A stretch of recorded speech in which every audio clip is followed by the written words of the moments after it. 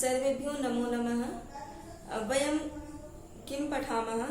अन्विताभिधानवादं पठामः काव्यप्रकाशस्य पञ्चमोल्लासे।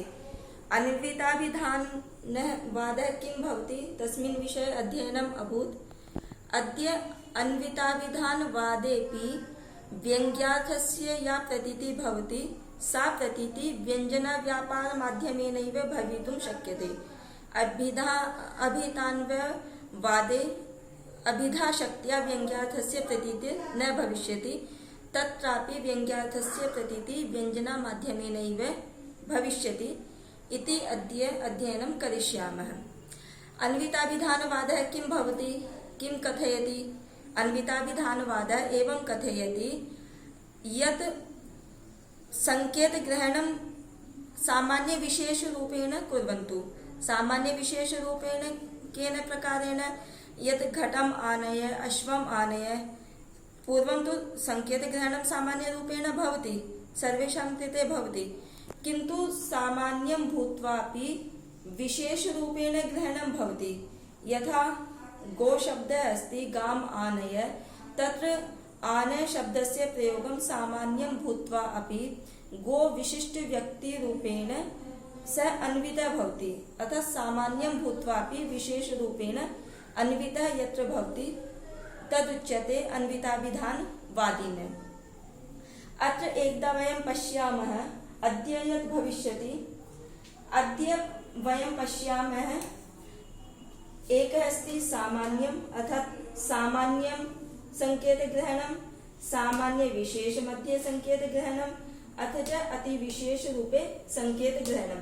यदि एतेषां सम्यक्तया अध्ययनं भविष्यति तदा कापि समस्या न आगमिष्यति। पूर्वं सामान्यं किं भवति, सामान्यविशेषं किं भवति? अत्र किम् अस्ति, यथा नैयायिका ये सन्ति, ये मीमांसका अपि सन्ति, नैयायिका अपि ते किं कथयन्ति? एवं पश्यन्तु, गौ अस्ति, मतलब ये समझो कि जैसे गाय है, एक तो गाय है, एक गाय में रहने वाला जो गोत्व विशेष है, शासनादिमान रूप जो विशेष है, गोत्व जाति। सामान्य का मतलब हम जाति भी लेते हैं कि जो सब में विद्यमान होती है।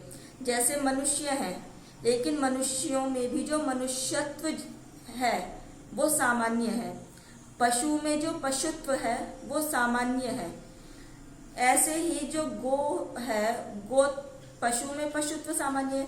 गो है, गो में जो गोत्व चीज है जो सभी में विद्यमान होती है, सभी गायों में विद्यमान होती है, उसको कहते हैं गोत्व। और उस गोत्व को ही यहाँ पर सामान्य कहा गया है। सामान्य विशेष क्या है? सामान्य विशेष यानी कि जो सामान्य रूप से, जैसे सभी गाय और सभी अश्व, ये क्या हो जाएंगे? सामान्य विशेष। अंतर समझ में आ रहा है? एक तो है व्यक्ति विशेष, एक व्यक्ति विशेष यानी कि पर्टिकुलर गौ हो गई। जैसे मैंने बताया था सामान्य क्या है कि जो सभी गायों में रहने वाला जो गोत्व है वो सामान्य है। सामान्य विशेष क्या है? सामान्य विशेष है कि उसमें हम एक तरीके से सारी गायें भी लेंगे। जैसे हमने इसके अतिरिक्त एक चीज और आएगी कि जैसे हमने गाम शब्द कहा, गौ शब्द में जो कर्मत्व रूप है ये तो सामान्य है ही। इसमें सामान्य विशेष बता दियो ना। एक सामान्य तो मैंने अलग बता दिया। ये सामान्य क्या चीज है कि जो गोत्व चीज है, अश्वत्व है, वो तो सामान्य के अंतर्गत आ जाएगी। जो सामान्य रूप से अन्वितत्व होता है वो सामान्य कहलाता है। सामान्य विशेष क्या होता है? यहाँ पर सामान्य विशेष में जैसे गाम आनय, अश्वम आनय। गाम में कौन सी विभक्ति है? द्वितीय विभक्ति है। अश्वम में भी द्वितीय विभक्ति है। द्वितीय विभक्ति कौन से कारक में होती है? कर्म कारक में होती है। तो गाम में जो कर्मत्व है और अश्व में जो अश्वम है, अश्वम यानी कि कर्मत्व, कर्मत्व का मतलब द्वितीय विभक्ति। द्वितीय विभक्ति जो है वो कर्म कारक में होती है। तो उसमें जो अश्वम और गाम में जो कर्मत्व है वो सामान्य है। और सामान्य होते हुए भी विशेष क्या है? सामान्य होते हुए भी जो जितनी भी गाय है और अश्व है वो विशेष रूप से अन्वित हो गया। सामान्य होते हुए भी विशेष के साथ जो अन्वित होता है, कर्मत्वादि रूपेण अन्वितत्वम सामान्य विशेषम, यानी कि सारी गाय और सारे अश्व जो है ये विशेष हो गए, अश्व और गाय विशेष हो गई। सामान्य क्या है, जो अश्वम और गाम में कर्मत्व है, दोनों में कर्म है, तो वो कर्मत्व जो है वो सामान्य हो गया। कर्मत्वादि रूपेण अन्वितत्वम, ये हो गया सामान्य विशेष। अति विशेष क्या कहते हैं, अति विशेष जैसे जो गो विशिष्ट व्यक्ति है, सारी गाय हो गई लेकिन सारी गाय में भी पर्टिकुलर जो विशेष है, विशेष यानी कि स्पेशल, स्पेशल जैसे हम कह देते हैं कि भाई देसी गाय, देसी गाय में भी ये, पहले तो हमने कह दिया सारी गाय, सारी गायों में तो कई सारी नस्लें होती है ना, देसी भी होती है, जर्सी भी होती है, या अमेरिकन होती है, कई बार होती हैं, तो उनमें भी जो पर्टिकुलर है, मान लो देसी गाय है कि हमें तो देसी गाय, जो देसी गाय बोल दिया या अमेरिकन गाय जो बोल दिया, वो क्या हो गया, अति विशेष हो गया। तो यहाँ पर व्यक्ति विशेषेण अन्वितम, कि जो गो और अश्वादि में जो व्यक्ति विशेष के साथ अन्वित होता है वो यहाँ पर कहलाता है अति विशेष। ये शायद क्लियर हो गया होगा सारा। दोबारा एक बार बोल देती हूँ क्योंकि इसी पर डिपेंड है ये। सामान्य क्या है, हमें सामान्य, सामान्य विशेष और अति विशेष।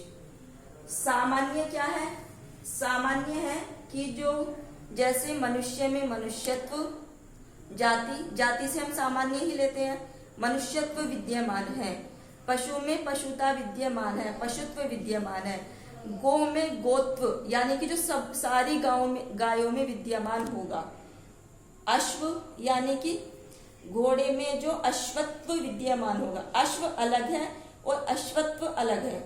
जो अश्व में अश्वत्व, जिस चीज के कारण वो अश्व कहे जाते हैं, मनुष्य है, भाई मनुष्य को मनुष्य क्यों कहते हैं, मनन करता है, वो चिंतन करता है, चिंतन मनन करने के कारण मनुष्य कहलाता है। तो वो चिंतन जो है, मनन जो है वो प्रत्येक मनुष्य करता है, वो मनुष्यत्व विद्यमान है उसमें।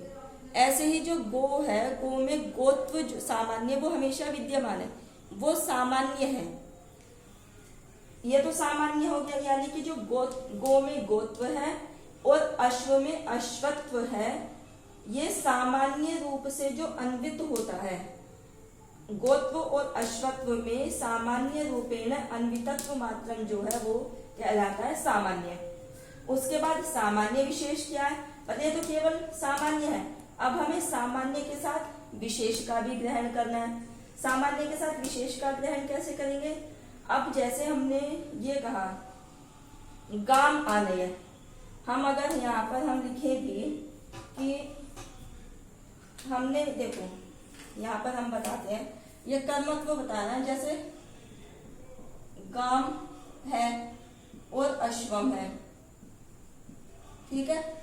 तो अश्वम, ये जो गाम है, आम, आम ये कौन सी विभक्ति का है, द्वितीय विभक्ति का, द्वितीय विभक्ति यानी कि कर्मत्व, अश्वम यानी कि कर्मत्व। इनमें जो कर्मत्व है, कर्मत्व के साथ जो आने पद का संकेत ग्रह हो रहा है, कर्मत्व रूप से जो संकेत ग्रह हो रहा है वो क्या है, वो है सामान्य, यानी कि ये जो आम है ये है सामान्य।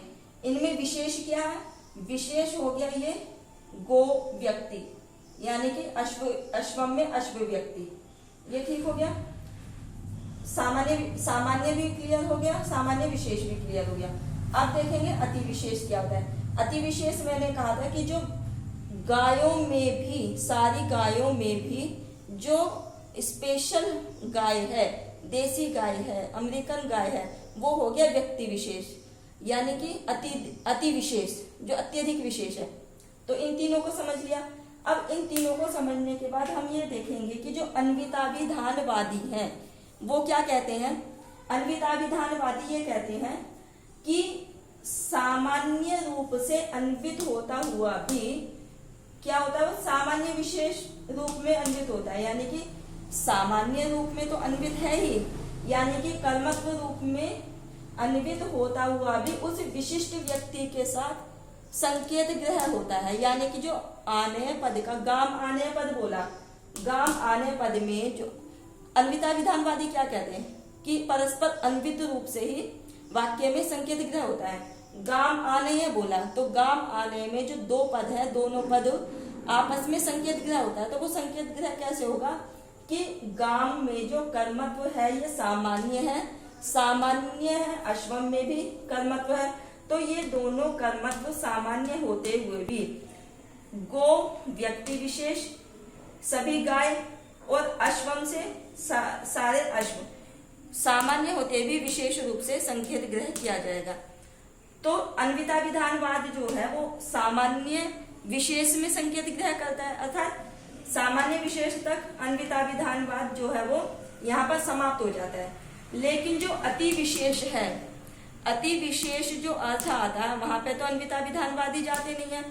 तो जब वो नहीं जाते हैं और अति विशेष की विशिष्ट व्यक्ति में हमें संकेत ग्रह करना है तो वो संकेत ग्रह किससे होगा? वो संकेत ग्रह होगा व्यंजना शक्ति से। यानी कि अन्विता विधानवादियों के मत में का जो मत है वो व्यंजना तक नहीं पहुंच पाता है, वो व्यंजना से पीछे पीछे रहता है। अर्थात हमें अति विशेष अर्थ को प्राप्त करने के लिए व्यंजना शक्ति को मानना ही पड़ेगा। ये अन्विता विधानवादियों का मत है। अगर हम यहाँ पर देखें, यहाँ पर जो अन्विता विधानवाद में व्यंजना की अनिवार्यता है वो ये है कि तेषाम अपि मते, तेषाम अपि मते का क्या मतलब है? तेषाम अर्थात वो जो अन्विता विधानवादी हैं उनके भी मत में सामान्य विशेष रूप है। सामान्य विशेष, सामान्य मैंने बताया कर्मत्व होते हुए भी जो व्यक्ति विशेष है, गौ या अश्व आदि रूप जो पदार्थ है वो संकेत विषय है। यानी कि वहां पर संकेत ग्रह होता है। अश्वम में जो सामान्य यानी कि जो कर्मत्व है, कर्मत्व भूतवापि विशेष रूप है पदार्थ जो है वो विशेष रूप पदार्थ अर्थात जो गो या अश्व पदार्थ है वो संकेत ग्रह का विषय है इति। अब अति विशेष भूतो वाक्यार्थांतर्गतो संकेति तत्वाद अवाच्य एवं। यानी कि जो अति विशेष भूत अन्य वाक्यार्थांतर है, अन्य वाक्यार्थ है, अंतर्गतो अर्थात अन्य वाक्यार्थांतर का जो संकेति तत्वाद है, संकेत ग्रहण है वो अवाच्य एवं अर्थात वो वाच्य नहीं है। अभिधा शक्ति के द्वारा वो जो अति विशेष रूप है यानी कि जो गो विशिष्ट व्यक्ति है, जैसे देसी गाय, अमेरिकन गाय या उसमें भी कोई नीली गाय या काली, नीली सॉरी कह रही हूँ, कुछ लाल होती हैं कुछ काली होती हैं, तो हम उसका भी ग्रहण कर सकते हैं व्यक्ति विशेष से, अति विशेष में। तो वो भी जो है वो अभिधा शक्ति के द्वारा क्या है? अवाच्य एवं है। यह ना असंकेतित्वात्, असंकेति तत्वात् अर्थात यहाँ पर अवग्रह है ना, अवग्रह का मतलब अ निकलेगा यहाँ से। असंकेति तत्वात् अर्थात संकेत नहीं होने के कारण वो अवाच्य एवं, अवाच्य ही है। यत्र पदार्थ है प्रतिपद्यते, जहाँ पर पदार्थ का प्रतिपादित किया जाता है, तत्र दूरे अर्थांतर भूतस्य निशेषच्युत इत्यादि विध्यादेश चर्चा। मतलब ये इस तरीके से वो आता है ना, हम उसमें काव्य प्रकाश के प्रथम उल्लास में पढ़ते हैं ना, निशेषच्युत चंदनम स्तन तटम निर्दिष्टरा गोधरो नेत्रे दूर मनंजने पुलकिता तन्वी तवेयम तनु मिथ्यावादिनी दूति बांधव जनस्या जात पीड़ा गमो वापिम स्नातु मितो गतासी न पुनस्तस्य धमास्यांतिकम। वहां पर सामान्य अर्थ क्या निकल रहा है कि हाँ तुम वापी में स्नान करने के लिए ही गई थी, उस व्यक्ति के पास या उस नायक के पास नहीं गई थी। इसमें अभिधा के द्वारा अर्थ क्या निकल रहा है? यहाँ पर अर्थ तो जो निकलता है कि नहीं गई, निषेधात्मक है, लेकिन जो व्यंग्यार्थ निकलेगा वो विधि रूप निकलेगा। विधि रूप अर्थात वहां पर आता है ना, क्या आता है? मिथ्यावादिनी दूती बांधव जनस्या ज्ञात पीड़ा गमो, मतलब हाँ अधम शब्द आता है ना लास्ट में चौथी पंक्ति में कि वापिम स्नातु मितो गतासी न पुनस्तस्य अधमस्यांतिकम। अधम अस्य अंतिकम, कि तुम उस अधम के पास नहीं गई थी। तो यहाँ पर जो अधम शब्द है, अधम शब्द से क्या आ जाता है, वो विधि रूप में व्यंग्यार्थ आता है। तो वो वहां पर जो विधि अभिधा शक्ति तो क्या करता है, निषेध रूप में अर्थ दे करके चली गई, लेकिन जो विधि रूप में अर्थ आया है वो किससे आया है, व्यंजना वृत्ति के द्वारा आया है। तो उसी को इन्होंने यहाँ पर अन्विताभिधान के मत में भी व्यंजना अनिवार्य है, ये यहाँ पर बताया है। अब हमारा अभिहितान्वयवाद भी हो गया, अन्विताभिधानवाद। अब वैसे तो इन दोनों में अलग अलग है कि भाई अभिहितान्वयवाद क्या कहता है। अभिहितान्वयवाद ये कहता है कि पहले केवल पदों से पदार्थ की अनुभूति होती है, बाद में परस्पर क्या होता है, अन्वित होते हैं। और वो अन्वित किससे होते हैं, तात्पर्य वृत्ति से होते हैं। ये तो अभिहितान्वयवाद है। लेकिन अन्विताभिधानवाद क्या कहते हैं कि नहीं, जो संकेत ग्रह होता है वो परस्पर अन्वित पदार्थों में ही होता है। पहले संकेत ग्रह होगा परस्पर अन्वित पदार्थों में, उसके बाद पदार्थ की प्रतीति होगी। अन्विताभिधानवाद ये कहते हैं। लेकिन दोनों में समानता क्या है, दोनों में समानता ये है कि दोनों में अगर हम व्यंग्यार्थ की प्रतीति करते हैं तो उस व्यंग्यार्थ की प्रतीति व्यंजना के द्वारा ही होगी, अभिधा शक्ति के द्वारा नहीं होगी।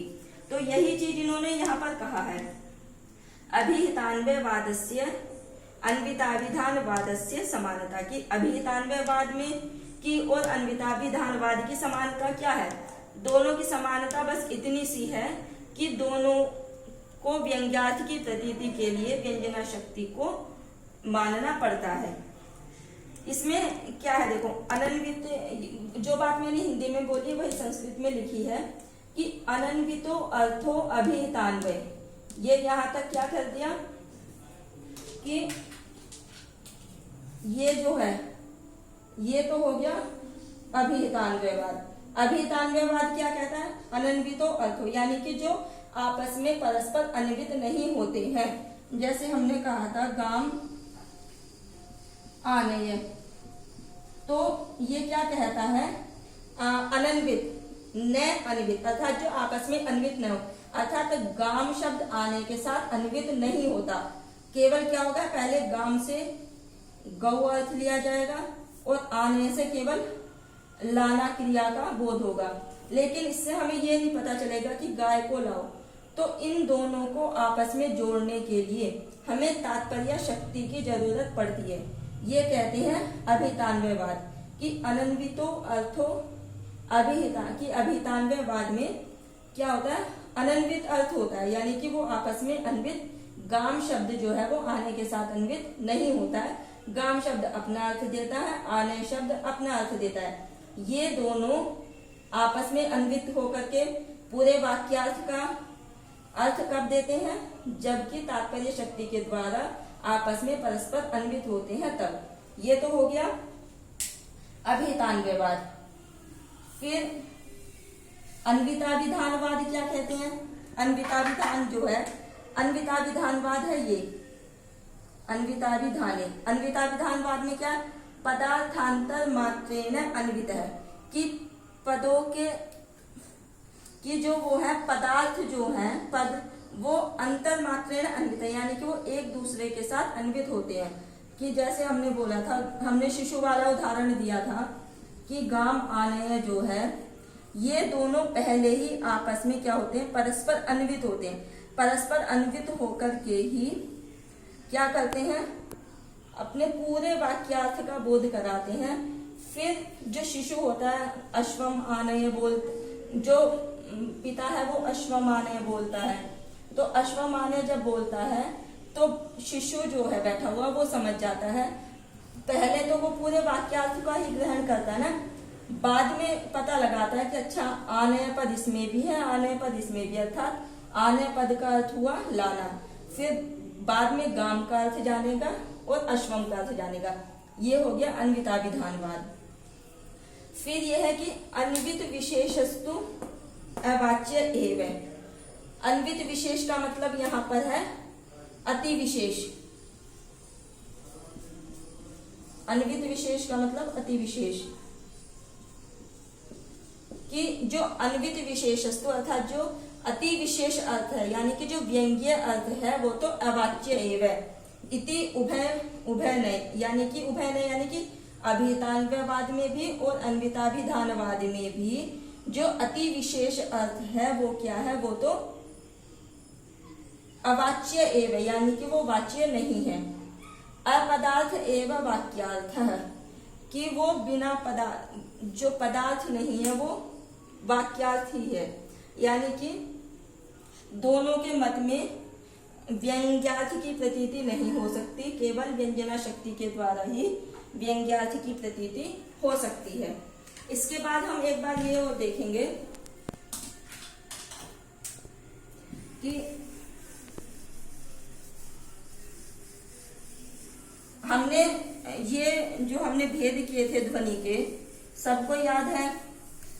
मतलब अभी तक जो हमने अध्ययन किया है वो क्या क्या अध्ययन किया, किस चीज का अध्ययन किया है? उसमें हमने सबसे पहले ध्वनि के जो भेद किए थे, ध्वनि के कौन कौन से भेद किए थे? एक तो लक्षणामूला किया था, लक्षणामूला यानी कि जो अविवक्षित वाच्य है। एक किया था हमने अभिधामूला,